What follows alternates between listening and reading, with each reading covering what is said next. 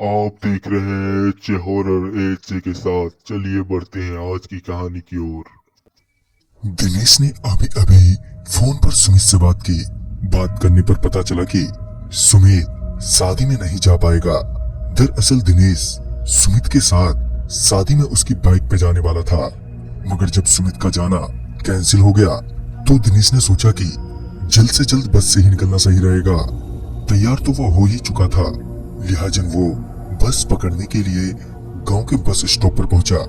जब Dinesh bus stop पर पहुंचा तो वहां आसपास कोई भी नहीं था सिवाय दिनेश के। वो वहीं बस के आने का इंतजार करने लगा। वो बस का इंतजार कर ही रहा था कि उसकी नजर वहीं बस स्टॉप पर एक लड़की पर गई। तभी उस लड़की को देखकर दिनेश सोचने लगा कि अरे ये सुंदरी कब यहाँ पर आ गई।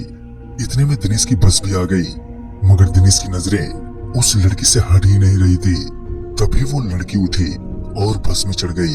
दिनेश ये देखकर खुश हो गया और पीछे पीछे वो भी बस में चढ़ गया।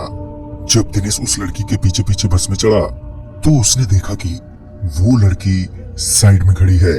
फिर दिनेश की नजरें साइड में एक खाली सीट पर गई, जहां जाकर वो बैठ गया। दिनेश अपने आप को खिड़की के शीशे में निहार ही रहा था कि तभी वो लड़की भी उसके पास बगल में ही बैठ गई।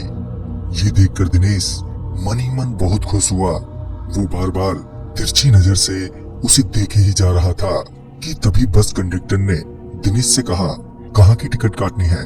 दिनेश ने पैसे देते हुए कहा कि मुझे बवेना जाना है। तभी कंडक्टर ने बवेना तक की टिकट दे दी और वो वापस अपनी सीट पर बैठ गया। हैरान की बात तो ये थी कि कंडक्टर ने दिनेश के बगल में बैठी उस लड़की से टिकट के लिए नहीं कहा, जो कि दिनेश को भी ये बात कहीं ना कहीं खटकी। कुछ देर में ही बस एक और बस स्टॉप पर रुकी, जहां से कुछ सवारी बस में चढ़ी, जिसमें से एक सवारी दिनेश की ओर आई और उसके बगल में वो सवारी बैठने वाली ही थी कि दिनेश जोर से चिल्लाते हुए बोला, पागल हो क्या, लड़की के गोद में बैठोगे। इस पर उस सवारी ने दिनेश से कहा, तुम्हारा माथा खराब है क्या, कौन सी लड़की। दिनेश अभी भी गुस्से से उस सवारी को जवाब देते हुए बोला, अभी अंधे हो क्या, दिखाई नहीं दे रही ये लड़की। इतने में ही बस का कंडक्टर बीच में आ गया। उसने मामले को शांत करते हुए दिनेश से कहा, क्या भाई साहब, आप कौन सी लड़की की बात कर रहे हैं। दिनेश अपनी सीट पर हाथ रखते हुए कहता है, ये और कौन। मगर इस बार दिनेश को भी वो लड़की वहां पर नजर नहीं आई, जिस पर दिनेश हैरान होते हुए कंडक्टर से कहता है, अरे अभी तो यहीं बैठी थी, फिर वो कहाँ गायब हो गई। इस पर बस का कंडक्टर दिनेश से कहता है, भाई बस में कोई लड़की नहीं चढ़ी। इसी बीच दिनेश का बस स्टॉप आ गया और वो बस दिनेश को उतारकर वहां से दाईं ओर मुड़ गई। बस स्टॉप पर पहुंचते ही दिनेश ने अपने दोस्त को फोन किया कि वो उसे लेने आ जाए मोटरसाइकिल से। ये कहकर दिनेश ने फोन काट दिया। उसके दोस्त का घर बस स्टॉप से लगभग 1 किलोमीटर की दूरी पर था, लिहाजा दिनेश ने सोचा कि वो लोग रास्ते में ही मिल जाएंगे, तब तक मैं पैदल ही चलता हूँ। रात काफी हो चुकी थी, चारों ओर खेत ही खेत थे। दिनेश अकेलेपन की वजह से थोड़ा डर महसूस कर रहा था। दिनेश कुछ दूर पहुंचा ही था कि वही लड़की उसे रास्ते में एक गूलर के पेड़ के नीचे खड़ी नजर आई। तभी दिनेश ने सोचा कि ये लड़की यहाँ क्या कर रही है, ये तो पहले ही बस से कहीं उतर गई थी। ये सोचते हुए दिनेश उस लड़की के पास पहुंच जाता है। वो उस लड़की की ओर घूरते हुए कुछ कदम आगे बढ़ा ही था कि वो लड़की मुस्कुराते हुए बोली, अरे सुनो, मैं भी चलती हूँ। वो क्या है कि मैं किसी का इंतजार कर रही थी, पर अभी तक कोई मुझे लेने नहीं आया। पर दिनेश अंदर ही अंदर बेचैन हो रहा था कि ये लड़की यहाँ आई तो आई कैसे।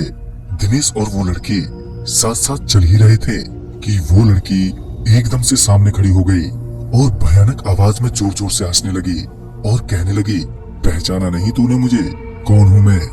दिनेश एकदम से डर से सहम गया और बेहद घबरा गया। डरा सहमा पसीने से लथपथ दिनेश लड़खड़ाती हुई जुबान से बोला, कौन हो तुम और क्या चाहती हो।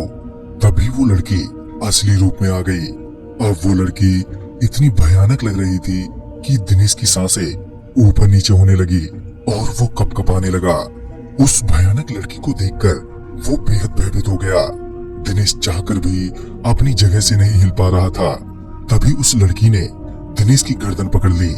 दिनेश छटपटाते हुए चिल्लाने लगा कि उसी बीच उसके दोस्त मोटरसाइकिल लेकर वहां पहुंच गए। मोटरसाइकिल की हेडलाइट की रोशनी में साफ साफ दिख रहा था कि कोई दिनेश को मार रहा है।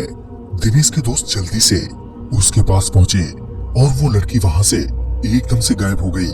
उसके दोस्तों ने दिनेश की गर्दन पर देखा तो वहां से खून निकल रहा था।